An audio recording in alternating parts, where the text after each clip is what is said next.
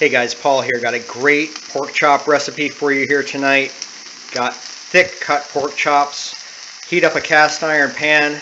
Put the pork chops right in the pan. No oil required. There's enough fat in there. 2 or 3 minutes on each side. In the meantime, preheat your oven. Bake at about 370. You can probably hear those pork chops simmering in the pan behind me. You want to get those nice and brown. You just crisp up the fat layer, and then we're going to bake those in the oven with the rest of this stuff. It's a little tip that I do for chopping garlic. Just take, that's a huge clove of garlic right there. What you do is just take the palm of your hand and you just crush it like that. And that way, see the skin, how easily that peels away? So many people have all these complicated systems for garlic, and all you got to do is just crush this stuff with the palm of your hand. Alright, so that's a good amount of garlic right there. It chops up some of this garden fresh kale.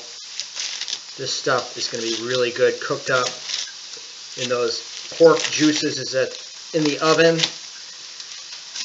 You could use collard greens with this as well if you're down south. Up north here we use a lot of kale. So these bad boys have been browning up for a couple minutes now. Let's see how they're coming along. See, that's the color you want. See how that's getting nice and brown? That nice crust on there. Man, is that good. See that? So that's really all we want. And they're ready to transfer to the pan. Alright, and then we're just going to take this jalapeno bacon and just drape it over these pork chops like so. Man, this stuff is so good. This jalapeno bacon has a little bit of a bite to it, as you might imagine from jalapenos, so you really don't need much. But I mean, since we're making it, let's just double up here anyhow. Get all that flavor in there. And next we're going to take some of this chopped garlic and sprinkle it on top of the jalapeno bacon. Just like that. All kinds of good flavor is going to be going on in here. And I'm going to take all this liquid and fat that's going to come out of the pork is going to cook this kale. So I'm just going to put the kale in here. And you could also add potatoes, chopped potatoes in here. And what that will do is brown the potatoes with all that delicious pork fat and jalapeno bacon, or any kind of bacon, you know, whatever you want. Or you could do like an andouille sausage, or even a Mexican chorizo. You know, anything like that, bacon, chorizo, andouille sausage, anything like that. It's going to impart a lot of flavor. You know, you don't need to sit around eating a pack of bacon. You know, it's really not very healthy to do that. However, a couple slices of bacon on a dish like this adds tons of flavor. Some oregano there, fresh from the garden. Put it in. It's all good. Got a little basil.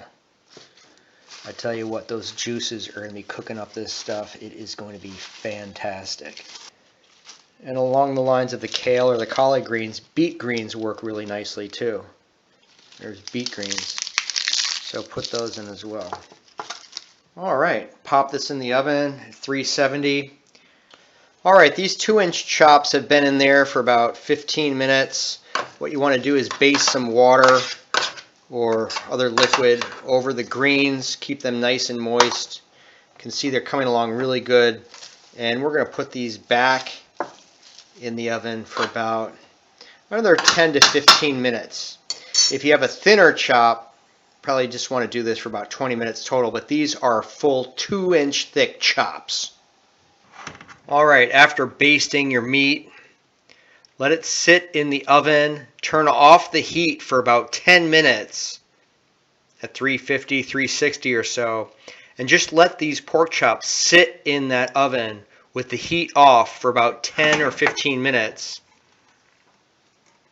That's going to get that really nice color. Man, does that look good? Let's eat.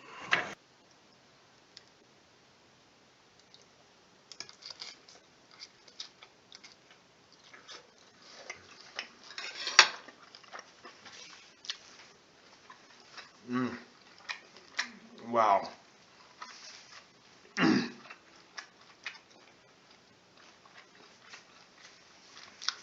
Man, is that good.